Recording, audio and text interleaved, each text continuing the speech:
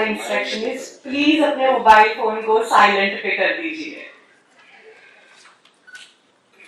So to start with today's agenda, हमारा ये symposium आज क्यों ऑर्गेनाइज हुआ है? Of course because Rutuja foundation is celebrating it's 4th foundation day. और आज का इंटेंशन रुतुजा का ये है कि जो एनजीओज के सामने आने वाले चैलेंजेस और अपॉर्चुनिटीज हैं उसके बारे में कुछ और अच्छी गहरी चीजें हम आज जान पाए, शेयर कर पाए, we all can benefit from it. मुझे इस टाइम पे ना मोहम्मद अली जी जो थे, जो ग्रेट बॉक्सर रह चुके हैं, उनकी एक लाइन याद आती है, service to others is the rent you pay for staying on this earth. ऐसा बोला था उन्होंने. Service to others is the rent you pay for staying on this earth. और इस चीज को शायद सबसे अच्छी तरह निभा रहे हैं, या मैं उनकी लैंग्वेज में कहूं तो रेंट पे कर रहे हैं, सभी लोग, आप सब लोग जो एनजीओ चलाते हैं. और मुझ जैसे लोग जो शायद एनजीओ में ज्यादा पार्टिसिपेट नहीं कर पाते, हम उतने ब्लेस्ड नहीं हैं जितने आप सब हो. So you all are very blessed. I feel that you have this opportunity of being able to pay the rent for living on this earth. And we all should continue doing it. Looking forward to all of this. वो कहते हैं ना, nothing worth having comes easy. कोई भी चीज जो हासिल करने लायक है वो कभी आसानी से मिलती ही नहीं है. बिल्कुल उसी तरह हर एक एनजीओ वो कोई आसान जर्नी ट्रैवल नहीं कर रहा है. हर एनजीओ को बहुत सारे चैलेंजेस का सामना करना ही पड़ता है. और ऐसे ही अपॉर्चुनिटीज और चैलेंजेस के बीच में झूलते हुए, फाइट करते हुए वो आगे बढ़ते हैं. सिमिलरली आज रुतुजा का फाउंडेशन डे पे यही इंटेंशन है कि इसी जर्नी को हम थोड़ा सा ज्यादा बेनिफिट कर पाए. But again before we stay go deeper into the programme, हमारा इंडियन कल्चर हमें एक चीज सिखाता है कि कोई भी अच्छी चीज की अगर शुरुआत करनी है तो प्रेयर से करनी चाहिए. So today also we will start with a prayer and deep pragatya, and for that I am going to request our esteemed guest Dr. H.S. Shailendra, Ms. Archana Joshi, Mr. Dhiren Tharani, Dr. Sonal Shroff, Dr. Sonal Ruchani, Dr. Dilip Shah, Dr. Nehal Shah and Ms. Usha Shah to please come on the stage to do deep pragatya and the prayer. Thank you.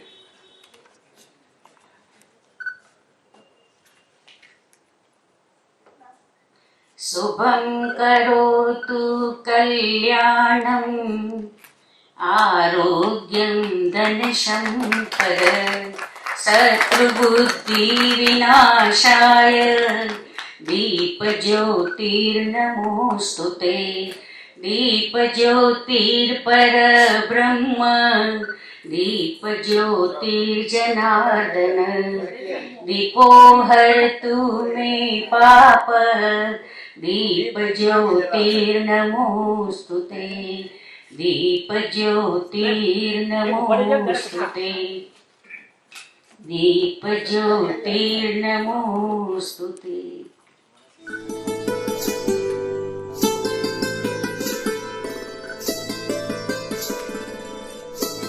मंचस्थ आदरणीय महानुभाव, आमंत्रित मेहमानों, सर्व श्रोताजनों, સર્વને મારા નમસ્કાર અને જય શ્રી કૃષ્ણ.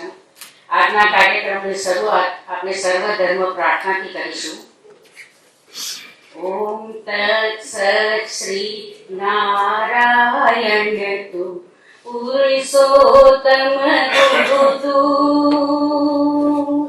સિદ્ધ બુદ્ધ તુ સ્કંદ વિનાયક સવિતા પાવક તુ ब्रह्ममस्तु यः वशक्तितु ईशु पिता प्रभुतु रुद्र विष्णुतु रामकृष्णतु रहीमताओतु वासुदेव गो विश्वरूपतु चिदानंद हरितु अद्वितीय तु અકાલ નિર્ભય આત્મલિંગ શિવ તું. ઓમ તત્સત શ્રી નારાયણ તું પુરુષોત્તમ ગુરુ તું. શ્રીત બુદ્ધ તું સ્કંદ વિનાયક સવિતા પાવક તું. સવિતા પાવક તું. સવિતા પાવક તું. અસ્તુ. Usha and all the guests for the lovely starting of this event. वो इंसान जिसकी सोच, मेहनत, डेडिकेशन, डिवोशन का आउटकम है कि आज हम सब यहाँ जमा हुए हैं to celebrate the 4th birthday of Rutuja. और ऋतुजा का एक रिमार्केबल डिफरेंस क्रिएट करना in just the 4 years of its launch is really applaudable. इनका डेडिकेशन माउंट एवरेस्ट जैसा है, लेकिन इनका स्वभाव शीतल कोमल जल जैसा. With a huge round of applause, I would like to invite Dr. Nehal Shah, the founder of Rutuja, to please come here and address everyone. Ultimately, 31st August possible થઈ. Past 10-15 દિવસથી વરસાદ, ફ્લડ્સ અને સાયક્લોન. સો અમે છેલ્લા 15 દિવસથી એવું વિચારે છે શું થશે, બધા ભેગા થશું કે નહીં. તો હાશ, એ દિવસ આવી ગયો. So thank you so much, તમે બધા અહીંયા આવ્યા. અત્રે ઉપસ્થિત મંચસ્થ મહાનુભાવો ડૉક્ટર શૈલેન્દ્ર સર, અર્ચના જોશી મેડમ, જે બેઉ જણા આણંદ, એટલે અત્યારે ક્રિટિકલ સિચ્યુએશન, અને વડોદરા સેકન્ડ ક્રિટિકલ ક્રોકોડાઇલ્સનું ઘર, ત્યાંથી આવી શક્યા. એમની સાથે ઉપસ્થિત આપણા ધીરેનભાઈ, ડૉક્ટર શાહ, મિસિસ ઉષાબેન શાહ, અને મારી સામે આ હોલની અંદર ઉપસ્થિત અનેક સંસ્થાઓના વડાશ્રીઓ, સભ્યો, ટ્રસ્ટીશ્રીઓ, મેમ્બર્સ, ઘણા બધા સ્વયંસેવકો, સાયકોલોજીકલ કાઉન્સિલર્સ, ટીચર્સ, પ્રિન્સિપલ્સ, અલગ અલગ સ્કૂલમાંથી જેઓએ રજિસ્ટ્રેશન કર્યું છે, વિદ્યાર્થીઓ, બધાને હું ઋતુજા ચેરિટેબલ ટ્રસ્ટ અને મારા તરફથી ખૂબ ખૂબ આજના કાર્યક્રમમાં સ્વાગત કરું છું. આપ સર્વે અહીંયા પધારીને અમારા ઋતુજા ચેરિટેબલ ટ્રસ્ટને એક ખૂબ જ સારા પ્રોગ્રામ માટે એન્કરેજ કર્યું. તો એ બદલ આપ સર્વેનો ખૂબ ખૂબ આભાર. અમે બહુ જ દિલથી આપ સૌનું સ્વાગત કરીએ છીએ. સર્વેને મારા વંદન એટલા માટે કારણ કે અહીંયા ઉપસ્થિત લગભગ બધી સંસ્થાઓમાં ઋતુજા બહુ નાની છે. અમે હજી પાપા પગલી ભરી રહ્યા છીએ, શીખીએ છીએ. તો જો કંઈ આજના કાર્યક્રમમાં તૂટી રહી જાય અને કંઈક ચૂક રહી જાય તો ક્ષમા પ્રાર્થના અત્યારથી જ સ્વીકારશો, કારણ કે પહેલીવાર અમે આ રીતે મોટું સિમ્પોઝિયમ લઈને વાત કરી રહ્યા છીએ. ઋતુજા કોણ છે? ઋતુજા મારો પડછાયો છે. કેવી રીતે? 2006માં પ્રીમેન્સ્ટ્રુઅલ સિન્ડ્રોમ પર એમફિલ ચાલુ કર્યું, પછી એમાં જ પીએચડી ચાલુ કર્યું. 8 વર્ષ બહેનોના એક ગહન પ્રશ્ન પર ખૂબ રિસર્ચ કર્યું. 1000 કરતાં પણ વધુ બહેનોને આવરી, સુરત, ગાંધીનગર, વડોદરા, અમદાવાદથી. અને પછી સૂચન એવું થયું કે તમે આ વિષયને વધારે કેમ બહાર નથી લઈ જતા, ઘરે ઘરે આ વિષય પહોંચવો જોઈએ, કારણ કે 85% બહેનો પ્રીમેન્સ્ટ્રુઅલ સિન્ડ્રોમથી પીડાય છે પણ એને પણ ખબર નથી. તો એટલે શરૂઆત થઈ ઋતુજા વેબસાઇટની 2010માં. અને હવે આજે એ જ ઋતુજા વેબસાઇટ તમારી સામે ઋતુજા ચેરિટેબલ ટ્રસ્ટ તરીકે પાપા પગલી ભરી રહ્યું છે. અને એનું આ 4થું વર્ષ છે, 4th બર્થડે. અને ભગવાન કહો કે ચેરિટેબલ કમિશનરની ગિફ્ટ કહો, મારી અને ઋતુજાની બર્થડે એક જ દિવસે છે. તો મને એવું લાગે કે એક આશીર્વાદ સમૂહ આ આવ્યું છે કે મારે આમાં કામ કરવાનું છે. વધારે સમય નહીં લઈશ કારણ કે ઘણા વક્તાઓને સાંભળવાનું છે. સીધું આવી જાઉં છું કે કેમ સિમ્પોઝિયમ રાખ્યું, સિમ્પોઝિયમ રાખવાની શું જરૂર હતી? ઘણા કાર્યક્રમો કરી શકાય. અમે સંઘમાં ખૂબ માનીએ છીએ અને અમે એવું માનીએ છીએ કે સંઘની શક્તિ અપાર હોય છે. હું એક એક્ઝામ્પલ આપીશ. મારા મમ્મી સાથે સવારે ચર્ચા થઈ છે કે તમે છૂટા તલ અને ગોળ લો ને એમને ખાવ તો મજા નહીં આવે, તલમાં સ્વાદ નહીં આવે, એકલો ગોળ ભાવે નહીં. પણ તલનો લાડુ બહુ વિશેષ પ્રકારનો હોય, બધાને ભાવે અને પૌષ્ટિક પણ હોય. એ બધા તલ જે છે એ આપણે બધા જે NGOના વડા સભ્યશ્રીઓ, જે સ્વયંસેવકો છે, એ બધા તલ અને ગોળ સમાન છે. જો એકજૂટ થઈ જઈએ તો એની શક્તિ અપાર છે અને એ શક્તિ વધે એટલે આપણે આજનો સેમિનાર ગોઠવ્યો છે. અહીંયા આ સેમિનાર પૂરો થાય એટલે બહાર નીકળીને ભૂલી નથી જવાનું. અમારી એવી ઈચ્છા છે કે 3 મહિને 4 મહિને આવી ગોષ્ઠીઓ થાય, ભલે ઇન્ફોર્મલ થાય, પણ ભેગા થઈને આપણે સૌ, કારણ કે બધા એક જ વિષયમાં કામ કરે છે, એ છે કે કેમ કરીને માનવતાને વધારે આપીએ. તો બધાનો મોટિવ અને હેતુ એક જ છે, પણ બધા અલગ અલગ કામ કરે છે. જો એકજૂટ થઈને કામ કરશું તો એ શક્તિ કંઈક અલગ જ રૂપ લેશે અને આપણો વિકાસ થશે, સાથે સાથે માનવતામાં પણ આપણે ઘણું બધું સારું કરી શકશું. એટલે એ હેતુથી આજનો સેમિનાર રાખ્યો છે અને તમે અમારું આમંત્રણ સ્વીકારીને અહીંયા પધાર્યા તે બદલ ખૂબ ખૂબ આભાર. અમારા જે ગેસ્ટ પણ આટલા દૂરથી આવ્યા અને અમે હજી બહુ જ ઇનિશિયલ સ્ટેજમાં છીએ એટલે અમે ગેસ્ટને બહુ સારી સવલતો પૂરી નથી પાડી શકતા. તો આશા રાખું છું કે કંઈક ખાસ તકલીફ નહીં પડી હોય. અને અમારું દિલ મોટું છે પણ હજી મેનેજમેન્ટમાં જરા વાર લાગી છે, તો એને નિભાવી લેશો. અને એવું જ જે આજે હાજર છે એ લોકોને વિનંતી કે સૌ સાથે મળીને આ એક જે સંગઠન બને એને આગળ લઈ જઈએ અને બધું કામ થાય. અસ્તુ. બહુ સરસ ટીમ વર્કની વાત કરી અને આ વાત ઉપરથી મને તો પેલો વિડીયો યાદ આવી ગયો, કદાચ તમે બધા યાદ કરી શકશો. એક ચીડિયા અનેક ચીડિયા, આવું કાર્ટૂન આવતું હતું પહેલા, અને એમાં જેવું બતાવતા હતા કે બધી ચીડિયા જો સાથે પર હલાવશે તો એ પેલા જે હન્ટર હતો એની જાળને લઈને ઉડી જશે. તો કદાચ એમના મનનો ભાવ કંઈક આવો જ છે કે બધા NGO જો મળીને સાથે પર પોતાના હલાવશે તો સુરત અને માનવતાને ઘણું હાઈટ સુધી લઈ જશે. Thank you doctor Nehal. અને આની સાથે જ એવું પણ મેન્શન કરવાનું ખૂબ જ આગ્રહથી મન થાય कि अपना जितना गेस्ट है, जो आज के हमारे सारे गेस्ट हैं, स्पीकर्स हैं, इन सबको हम बहुत ग्रैटिट्यूड और रिस्पेक्ट फील कराना चाहते हैं, as doctor Nehal said, because उन्होंने सिर्फ अपना वक्त निकाला है और यहाँ तक आए हैं. इतना नहीं, वो अपना नॉलेज भी शेयर करेंगे आज हमारे साथ. और इसी चीज़ का हमारा ग्रैटिट्यूड और रिस्पेक्ट शो करने के लिए एक छोटा सा मोमेंटो, जो बहुत एक छोटी चीज़ होती है, लेकिन we would like to present our guest with it. और उसके लिए मैं रिक्वेस्ट करूंगी doctor H.S. Shailendra to please come forward and would request doctor Dilip Shah to felicitate him. A main chap who did a evaluation of the livelihood mission of India. So he's a very knowledgeable.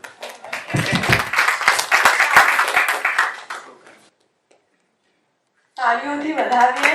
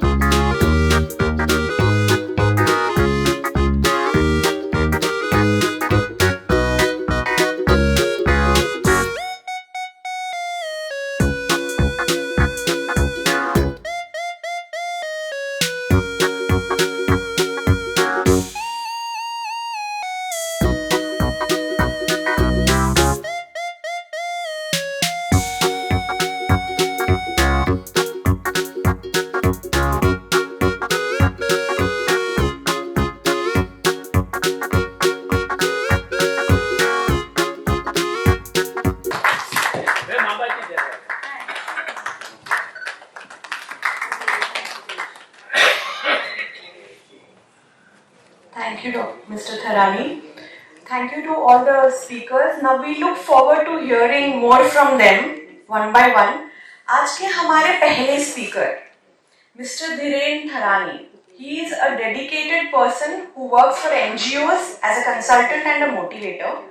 He is the director of Teammate Chemicals and a founder of innovative website 36hoursaday.com, which helps people achieve more in less time. With a rich background in leadership, Mr. Tharani has served as the past president of Surat Junior Chambers, as the past honorary secretary of Southern Gujarat Chamber of Commerce and Industry. He is currently the honorable secretary of Surat Junior Chamber Charitable Trust. Since 1965, his company MC Tharaniwala and Corporation has been providing comprehensive consultation services for NGOs. They cover everything from foundation and registration to social media awareness. He is going to share his valuable insights on the topic of legal issues in NGO management.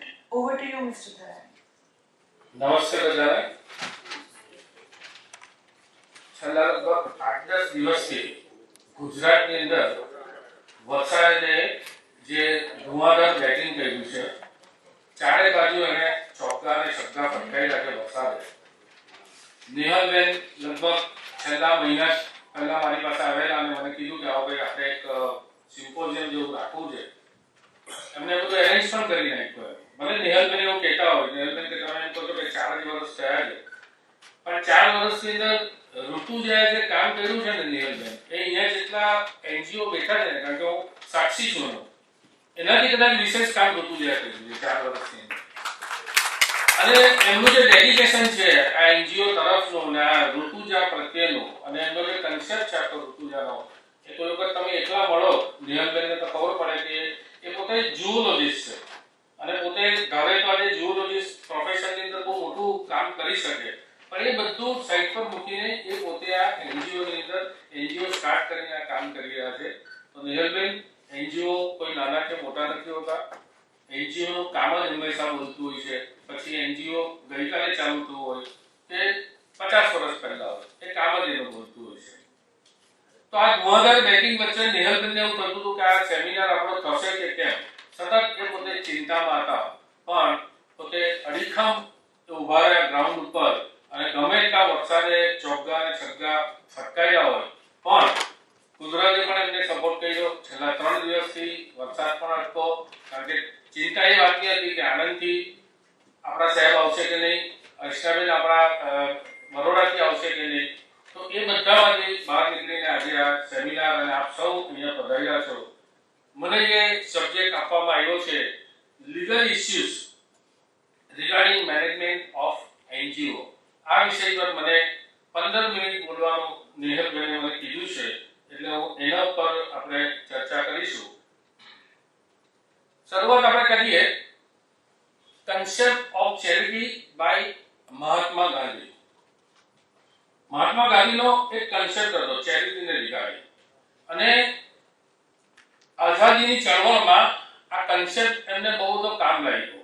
એ ચળવળને બહુ બધો કામ લાગ્યો. આ પહેલા આપણે સમજીએ કે આ કન્સેપ્ટ શું છે. Action in your work. તમે જે બિઝનેસ કરો છો, તમે જે ઇન્ડસ્ટ્રી ચલાવો છો, તમે જે કંઈ બી કામ કરો છો, એ હંમેશા ઉત્કૃષ્ટ કરો, એવું કે ગાંધીજી. ગાંધીજીનો વિચાર હતો કે તમે જે કંઈ બી કામ કરો છો એ હંમેશા સર્વશ્રેષ્ઠ તમે કામ કરો. તમારું બિઝનેસમાં તમે સર્વશ્રેષ્ઠતા મેળવો, તમે તમારી ઇન્ડસ્ટ્રી ચલાવો એની અંદર સર્વશ્રેષ્ઠતા મેળવો. પ્રોડ્યુસ વેલ્થ, એમાંથી તમે સંપત્તિ ભેગી કરો. સ્વાભાવિક છે કે આપણે બિઝનેસ કરતા હોય, આપણે ઇન્ડસ્ટ્રી ચલાવતા હોય, આપણે જે કંઈ કામ કરીએ, આપણો પ્રોફેશન હોય, તેમાંથી આપણા પૈસા જનરેટ થવાના છે, આપણી સંપત્તિ જનરેટ થવાની છે. પછી શું કહે છે? Take the minimum which you need. તમારી જે જરૂરિયાત છે એમાંથી ઓછામાં ઓછું એમાંથી તમે લો, કે તમે જે કંઈ બી વેલ્થ ઊભી કરી છે એમાંથી ઓછામાં ઓછું તમારી જરૂરિયાત માટે લો, અને leave the rest to the welfare of the community. આ કન્સેપ્ટ કે ભાઈ તમે જે કમાવો છો એમાંથી તમે તમારી જરૂરિયાતમાં જેટલી છે એમાંથી ઓછામાં ઓછું લો, અને બાકીનું તમે કોમ્યુનિટી માટે, વેલફેર માટે તમે એનો ઉપયોગ કરો. આ કન્સેપ્ટના આધારે એ વખતે આઝાદીની ચળવળ વખતે ઘણા બધા ઇન્ડસ્ટ્રીયાલિસ્ટો આ આઝાદીની ચળવળમાં પણ ફાઇનાન્શિયલી હેલ્પ કરતા થયા અને ચળવળ કારણ કે કોઈ પણ ચળવળ તમે કોઈ પણ આંદોલન ચલાવો તો એમાં પૈસાનો ખર્ચો થાય અને એ રીતે આગળ વધતું ગયું અને અત્યારે મારા પછી જે લોકો આવશે એ લોકો કદાચ CSR એની ફંડની વાત કરશે તો આજે CSR જે એક્ટ લાવવામાં આવ્યો છે એ પણ આ જ કન્સેપ્ટના આધારે લાવવામાં આવ્યો છે કે જે ઇન્ડસ્ટ્રી પોતાનો પ્રોફિટ કરે છે એમાંથી આટલા ટકા જે આ CSR એક્ટિવિટી માટે વાપરવાનું તો હંમેશા હું મહાત્મા ગાંધીનો આ કન્સેપ્ટ છે એને હું હંમેશા યાદ કરું છું એટલે આ તમારી સમક્ષ પણ આ કન્સેપ્ટ મૂક્યો છે. હવે વોટ ઇઝ NGO? આપણે NGO ના સેમિનાર માટે ભેગા થયા છે તો NGO વિશે શું છે NGO એની થોડીક પહેલા આપણે ચર્ચા કરી લઈએ. A non-governmental organization, that is NGO, is a non-profit group or institution that operates independently from the government and works towards public or social welfare goals. સરકારે જે કામ કરવાનું છે આજે સ્વાસ્થ્ય, એજ્યુકેશન, ભૂખ્યાને ખાવાનું મળવું જોઈએ આ બધું નલિનભાઈ સરકારનું કામ છે પણ આ અધર દેન સરકાર અધર દેન ગવર્નમેન્ટ જે ઓર્ગેનાઇઝેશન આ બધું કામ કરે છે સોશિયલ વેલફેરનું કામ કરે છે પબ્લિક માટે જે કામ કરે છે એ બધાને કહેવાય NGO. ઘણાને સવાલ ઉભો થાય કે NGO એટલે શું? તો NGO બીજું કશું જ નથી પણ નોન ગવર્નમેન્ટલ ઓર્ગેનાઇઝેશન કે જે સરકારના જે બધા કામો છે એ આ બધા કામો કરે એને NGO આપણે ગણાવીએ. હવે આપણે એમ વિચાર કરીએ કે કાલથી આપણે રોજ 100 માણસને જમાડવા છે આપણે લોકો થોડા બધા પૈસા કાઢીશું 2000 રૂપિયા આપણે કાલથી 100 માણસને જમાડવા છે અને કાલથી આપણે ચાલુ કરીએ કે 100 માણસને જમાડવાના તો it is one kind of NGO છે એ NGO છે. કોઈ પણ તમે આજે જુઓ કે હ્યુમન આપણી પોતાની હ્યુમન નેચર છે કોઈને પણ મદદ કરવી એક હ્યુમન નેચર છે. આજે આપણે જતા હોઈએ હસબન્ડ એન્ડ વાઈફ જતા હોઈએ અને રસ્તામાં કોઈ પૈસા માંગે તો કાં તો વાઈફ આપશે કાં તો હસબન્ડ આપશે. હસબન્ડ આપે તો વાઈફ કહે છે કે આ લોકો તો બધા આનો મિસયુઝ કરે છે જુગાર રમે છે તમે ક્યાં પૈસા આપો છો કાં તો વાઈફ આપે તો હસબન્ડ કહે છે કે તમે ક્યાં પૈસા આપો છો. આ બધું આપણને ખબર છે કે આમાંથી 10 જણમાંથી 3-4 જણા આવો મિસયુઝ કરશે છતાં પણ આપણું પોતાનું હ્યુમન નેચર છે કે આપણે બીજાને આપણે મદદ કરીએ અને એને કારણે જ આ દુનિયા આ સમાજ ટકેલો છે અને એને કારણે આ જે કંઈ બી ચાલી રહ્યું છે દુનિયાની અંદર કે બધા બધી રીતે પહોંચી નથી હોવા અને આ હ્યુમન નેચર એવો છે કે જે આ દુનિયા જ્યાં સુધી હશે ત્યાં સુધી આ હ્યુમન નેચર જવાનો નથી. એ એકબીજાને મદદ કરવાના જ છે ઓછા વધતા પ્રમાણમાં એના પર્સન્ટેજ કદાચ વધારે હોય કે ઓછા હોઈ શકે પણ હ્યુમન નેચર એવો છે કે આપણે બીજાને મદદ કરીએ. અત્યારે આપણે બીજા સ્પીકર બરોડા થઈ ગયા છે બરોડાની અંદર અત્યારે પરિસ્થિતિ 2006 માં જેવું સુરતમાંથી એવી જ લગભગ પરિસ્થિતિ બરોડામાં છે અને આપણને પણ ખબર છે 2006 માં એવી જ પરિસ્થિતિ અત્યારે બરોડાની અંદર દરેક શૈક્ષિક સંસ્થાઓ પછી એ રજિસ્ટર સંસ્થા હોય કે ના હોય કેટલાય મંડળો કેટલી વ્યક્તિઓ આજે એ કામમાં લાગી ગઈ છે કે ઝડપથી આપણે આ પાણી જે ભરાયા છે એમાંથી જે કંઈ પણ મુશ્કેલી આવી છે એ મુશ્કેલીમાંથી આપણે બહાર નીકળીએ. આ શું બતાવે છે? એ હ્યુમન નેચર છે.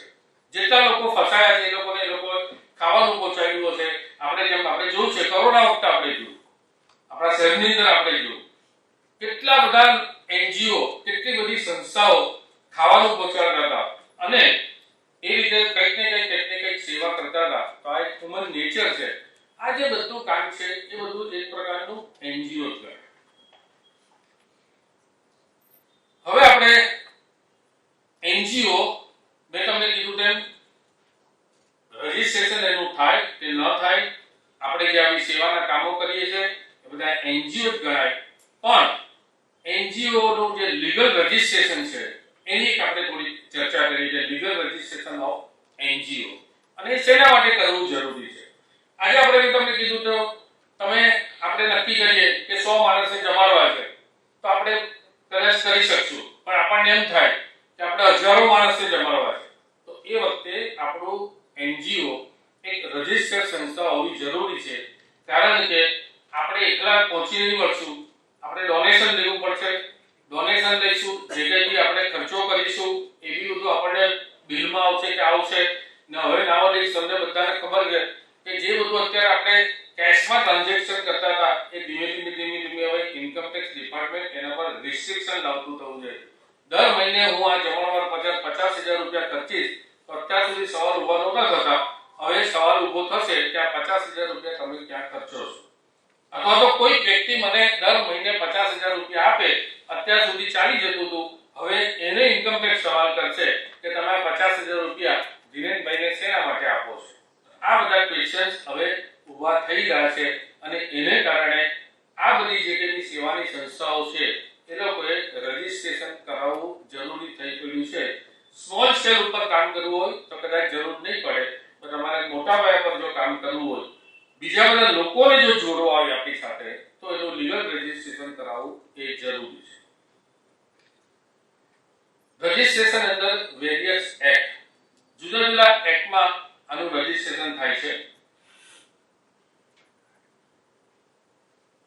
પછી એના માટે જોઈએ પાન કાર્ડ. તમારું રજીસ્ટ્રેશન થઈ જાય પછી તમારે પાન કાર્ડ મસ્ટ છે. આ બે વસ્તુ હોય ને, તમારું રજીસ્ટ્રેશન અને પાન કાર્ડ, તો જ હવે બેંકમાં એકાઉન્ટ ખોલી. અત્યાર સુધી ઘણા એનજીઓ, ઘણા ટ્રસ્ટો એવા છે કે જે લોકોના બેંકમાં એકાઉન્ટ ચાલે છે માત્ર પાન કાર્ડથી. વર્ષો પહેલા પાન કાર્ડ લીધે ને પાન કાર્ડથી એકાઉન્ટ ચાલે છે, પણ હવે એ પણ બધું ધીમે ધીમે તમે કદાચ તમને લોકોને પણ અનુભવ થયો હશે કે ડોરમેન્ટ થઈ ગયા એકાઉન્ટ. અને હવે આ મસ્ત, કારણ કે આપણે આપણું પોતાનું એકાઉન્ટ ખોલાવવા જઈએ તો આધાર કાર્ડ અને પાન કાર્ડ જોઈએ, એમ તમે એનજીઓ નું તમે એકાઉન્ટ ખોલાવવા જાવ તો તમારે આ વસ્તુ તમારે મસ્ત છે. હવે એનજીઓ દર્પણ કરીને નીતિ આયોગની એક વેબસાઇટ કે એના પર રજીસ્ટ્રેશન કરાવવું એ બી બહુ જરૂરી છે. હું આ બધું એકદમ ડીપમાં નથી જતો, હું ખાલી ઓવરઓલ તમને સમજાવું છું કારણ કે સમય આપણી પાસે ઓછો છે. તો એનજીઓ દર્પણ રજીસ્ટ્રેશન એ પણ હવે ઘણી બેંકો માનતા થઈ ગયા છે. 1280 નું રજીસ્ટ્રેશન ઇન્કમ ટેક્સમાં કરાવવું જરૂરી છે. 12A હોય તો આપણને ટ્રસ્ટને ફાયદો થાય અને 80G હોય તો જે લોકો આપણને ડોનેશન આપે છે એને ફાયદો થાય, તો એ પણ આપણી પાસે જરૂરી છે. CSR 1 રજીસ્ટ્રેશન એ અત્યારે છેલ્લા 2-3 વર્ષથી એટલા માટે જરૂર પડે છે કે જે કંપનીઓ CSR ફંડ આપે છે એ કંપનીઓ આ CSR 1 નું રજીસ્ટ્રેશન આપણી પાસે માંગે છે, તો એ પણ આપણે કરવું જરૂરી છે. ફોરેન થી આપણે પૈસા લાવવા હોય, ડોનેશન આપણને ફોરેન થી મળે તો FCRA foreign contributory regulatory act એની અંદર આપણે FCRA લેવું પડે અને FCRA હોય તો આપણે ફોરેન થી આપણે ફંડ લાવી શકીએ. એ સિવાય ઘણા બધા એવા રજીસ્ટ્રેશન છે કે જેની આપણે અત્યારે બહુ વધારે ચર્ચા નથી કરતા, પણ આ બધા બેઝિક જે રજીસ્ટ્રેશન છે એ તમારી સામે મૂક્યા છે કે કોઈ પણ એનજીઓ હોય તો આટલા રજીસ્ટ્રેશન કરાવવા બહુ જરૂરી છે. હવે આપણે જોઈએ કે કયા કયા કાયદા હેઠળ આપણા એનજીઓ રજીસ્ટર થઈ શકે. બોમ્બે પબ્લિક ટ્રસ્ટ એક્ટ 1950 એ આપણો ગુજરાત રાજ્યનો કાયદો છે. આ ટ્રસ્ટ એક્ટ હેઠળ આપણું એનજીઓ, આપણું ટ્રસ્ટ કે જે ગણો તેમ એસોસિએશન જે ગણો રજીસ્ટર થઈ શકે. બીજું છે સોસાયટી એક્ટ 1860. આ બંને કાયદા હેઠળ રજીસ્ટ્રેશન ચેરિટી કમિશનની જ્યાં જ્યાં પણ ઓફિસ હોય ત્યાં થઈ શકે. જે શહેરમાં, જે ગામમાં જે ચેરિટી કમિશનની ઓફિસ છે ત્યાંનું રજીસ્ટ્રેશન કરવાનું હોય. ગુજરાતની અંદર લગભગ સોસાયટી એક્ટનું જુદું રજીસ્ટ્રેશન નથી મળતું, એટલે બંને એક્ટમાં સાથે રજીસ્ટ્રેશન કરવું પડે છે. એટલે આ બંને ચેરિટી કમિશનરમાં થાય. અને બીજું કંપની એક્ટ 2013 એ સેક્શન 8 એક એવી સેક્શન છે કે જેમાં તમે તમારા એનજીઓ, જેમ આપણે પ્રાઇવેટ લિમિટેડ કંપની જે ROC ને એની અંદર મિનિસ્ટ્રી ઓફ કોર્પોરેટ અફેર્સ ની અંદર જે રજીસ્ટ્રેશન થાય એ રીતે તમે સેક્શન 8 માં પણ તમે રજીસ્ટ્રેશન કરાવી શકો તમારા એનજીઓ નું. આ બધા ફાયદા ગેરફાયદા બી ઘણા બધા છે, એની આપણે ચર્ચા નથી કરતા, પણ આ ખાલી હું તમને બતાવું કે આ 3 એક્ટ ની અંદર આપણે આ રજીસ્ટ્રેશન આપણું કરી શકીએ. Basic requirement for Bombay public trust act અને સોસાયટી, એની અંદર ટ્રસ્ટ એનજીઓ એનું નામ જોઈએ, ત્યાર પછી ફાઉન્ડર સેક્ટર કોણ છે, ટ્રસ્ટી બનાવીએ તો એ જોઈએ, એડ્રેસ, મોબાઈલ નંબર જોઈએ, એડ્રેસ ઓફ ટ્રસ્ટ સોસાયટી એ બધું એડ્રેસ જોઈએ. બધું કોમન છે. ઓબ્જેક્ટ ઓફ ધી ટ્રસ્ટ અને બાકી એની અંદર ડિટેલ જે જોઈએ તે બધી આ બધું કોમન વસ્તુ છે, એની આપણે બહુ વધારે એની પણ ચર્ચા નથી કરતા. Basic requirement of section 8, proposed name of company, objects of the company, name of shareholder, name of directors, shareholder ને director એક પણ હોઈ શકે છે, register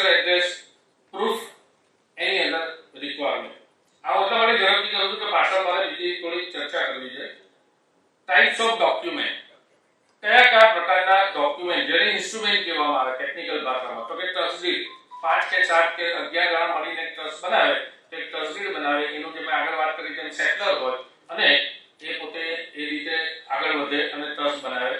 બીજું કોન્સ્ટિટ્યુશન, સમાજ હોય, મંડળ હોય, એવા જે બધા ગ્રુપો છે એ લોકોને માટે કોન્સ્ટિટ્યુશન જરૂરી છે.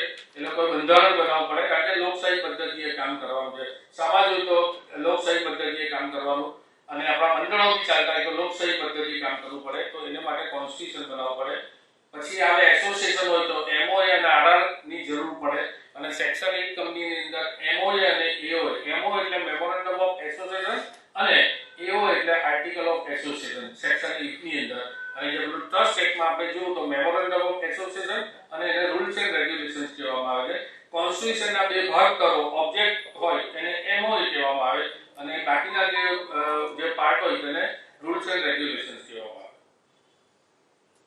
હવે જે ઇમ્પોર્ટન્ટ છે તે આ ડોક્યુમેન્ટ મેનેજમેન્ટ, જે આપણા માટે બધા માટે બહુ જ ટીડીયસ વર્ક છે, એની આપણે વાત કરીએ. એજન્ડા બુક અને મિનિટ્સ બુક બહુ જ જરૂરી છે. આ વસ્તુ તમે તમારું એનજીઓ ચલાવો છો તો તમારે તમારી રેગ્યુલર મિનિટ્સ બુક મેન્ટેન કરવી પડશે. હવે આ બધું લાગ્યાવાળી ચાલશે નહીં, કારણ કે ગમે ત્યારે પણ આ બધી વસ્તુ તમારે કોઈ પણ કામ એના રિઝોલ્યુશન પાસ કરેલા હોય, એનો એજન્ડા કાઢેલો હોય તો આ બે બુક તમારે રેગ્યુલર મેન્ટેન કરવી જરૂરી છે.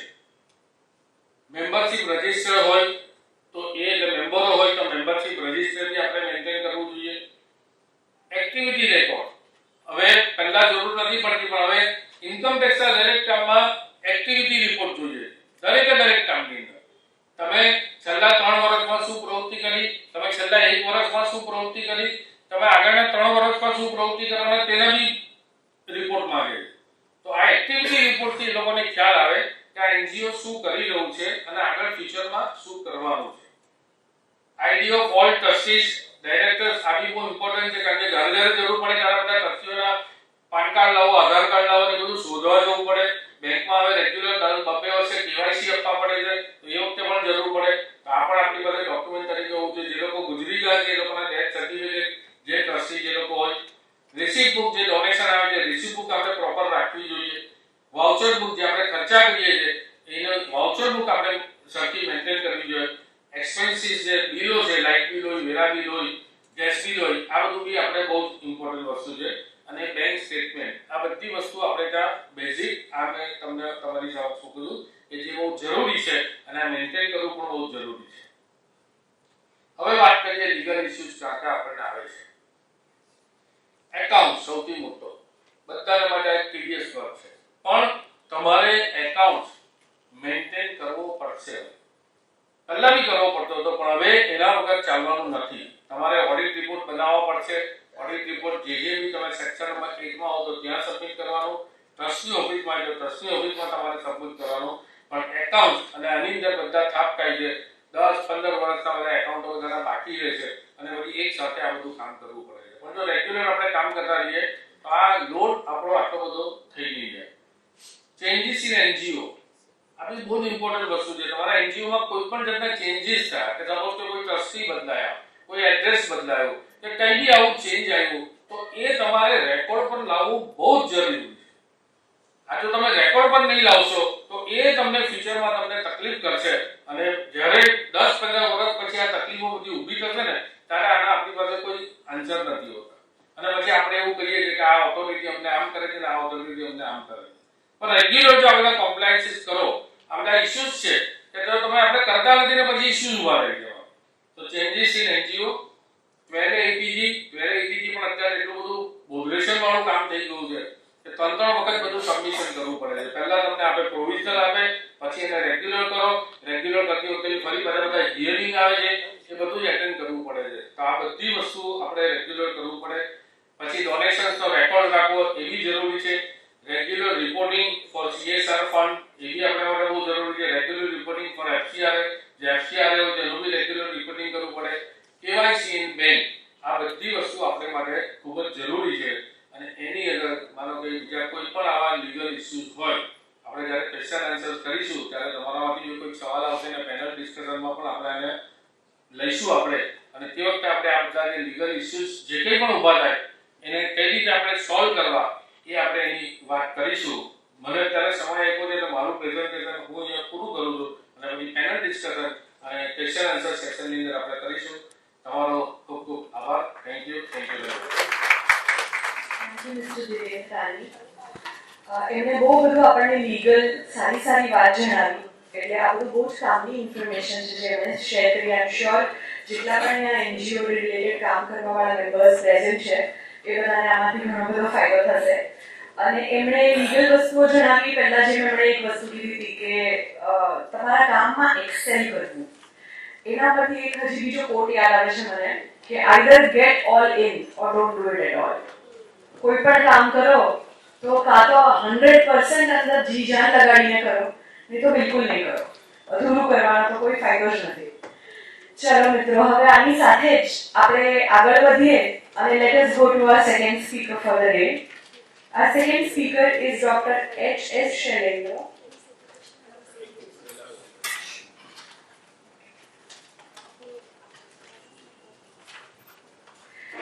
Before that, આપણા સેકન્ડ સ્પીકરને બોલાવતા પહેલા આજે ઋતુજા આપણને 4 બહુ જ સરસ પ્રાઉડ ફીલ થાય એવા અનાઉન્સમેન્ટ્સ શેર કરવાના છે. એમાંથી સૌથી પહેલું અનાઉન્સમેન્ટ કરીએ આજે. આ અનાઉન્સમેન્ટ છે about Peace Education Program run by Prem Rawat Foundation. दोस्तों, ये सिर्फ एक पीस एजुकेशन प्रोग्राम सिर्फ एक नाम के लिए नहीं है, ये बहुत अनोखा प्रोग्राम है.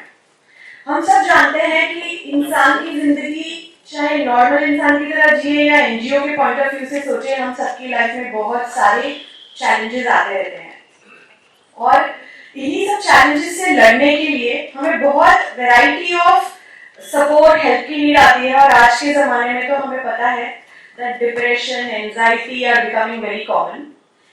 तो इन्हीं सब चीज़ों से फाइट करके स्ट्रॉन्ग इंसान बनने के पॉइंट ऑफ व्यू से इस प्रोग्राम को शुरू किया गया है. Rutuja is the first NGO इन गुजरात जो इस प्रोग्राम का अब ऑफिशियल पार्टनर है और हम इसमें लोगों को पीस इस्टेब्लिश करने का एजुकेशन देते हैं जो एक सर्टिफिकेशन कोर्स है. इस प्रोग्राम के लिए आपको एक अलग तरीके से समझाऊं तो ये ऐसा पीस प्रोग्राम है जो हमारी आंतरिक शक्तियों को बढ़ाने में हमें हेल्प करता है. This program is presently running in 80+ countries. Government of India has signed an MOU with them and will make it available on Swayam Plus portal for all students and it will be worthy of 2 credits. It is translated in 40 languages. Rutuja को इस piece programme को चलाने का licence मिला है और इस innovative programme और इस इनोवेटिव प्रोग्राम के 10 मॉड्यूल्स होते हैं जिसमें ज्ञान दिया जाता है for these following topics: peace, appreciation, inner strength, self awareness, clarity, understanding, dignity, choice, hope and contentment. यही सब चीजें मिलकर हमारी आंतरिक शक्ति को बढ़ाती है और इसी का आज एक छोटा सा कर्टन रेजर करने के लिए प्रेम रावत ऑर्गेनाइजेशन की तरफ से हमारे साथ मौजूद है mister Praveen Odhnawala. He works in Torrent and he also works with an NGO called Prakriti Trust. They work for unprivileged children और इनके साथ हमारे साथ अहमदाबाद से स्पेशली जुड़े हैं मिस निकिता कचिया, coordinator at One Vision NGO in Ahmedabad. I invite them on the stage for the curtain raiser. And friends, इन्होंने आज हमारे गेस्ट को ये बुक भी गिफ्ट की है जो हमने मेमेंटो के साथ दी थी. This book is also a best seller on Amazon. Requesting you for the curtain raise.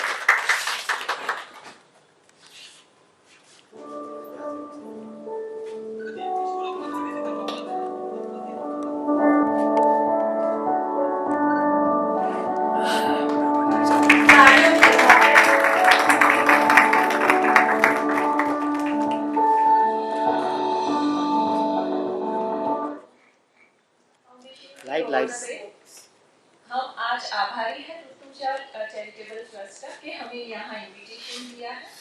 यहाँ पर 2 बुक्स है. पीस एजुकेशन प्रोग्राम के बारे में मैं ज़्यादा नहीं बात करूँगी. आप लोगों ने जो सुना है अब उनके लिए ऑफलाइन प्रोग्राम्स भी होते हैं, ऑनलाइन प्रोग्राम्स भी होते हैं. आप डॉक्टर निहल का संपर्क कर सकते हैं. और यहाँ पर बुक है हियर योरसेल्फ, जो प्रेम रावत जी के द्वारा लिखी गई बुक है, स्वयं की आवाज़ और हियर योरसेल्फ. हियर योरसेल्फ को न्यूयॉर्क टाइम्स की ओर से 5 रेटिंग मिला है. और स्वयं की आवाज़ के बारे में बात करूं तो जो बुक रीडिंग लॉन्च हुआ था 2022 में, तो मोर देन 2 लाख पर्सन से वो इवेंट अटेंड किया था और उसको गिनीज वर्ल्ड रिकॉर्ड में भी दर्शाया गया है. So thank you so much. This program is totally free of cost. Nothing is charged for this 10 modules. 10 module માટે 10 કલાક જોઈએ. That's it. Thank you.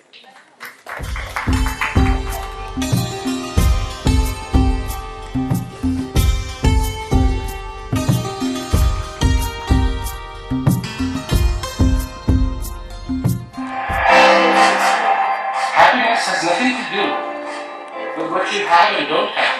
Happiness is when you are in touch with yourself. However, what I find the way to explain to us, we don't have to feel what's going on here to feel what's going on here. Do you know you? I've done this education program and I've gained knowledge about my inner self, and it's amazing to know who you are. This experience teaches us how to understand ourselves. The content is important, but the reflections in my view are equally important. Prem Baba actually encourages all of us to see the gifts that we have and to acknowledge everything that is within us. When I say peace, I mean the peace that exists in the heart of every human being. The possibilities about you being content and you being in that peace. There's something about the Peace Education Program that connects you to something deeper and also provides accountability and choice and responsibility for your own life, and I think it's really empowering.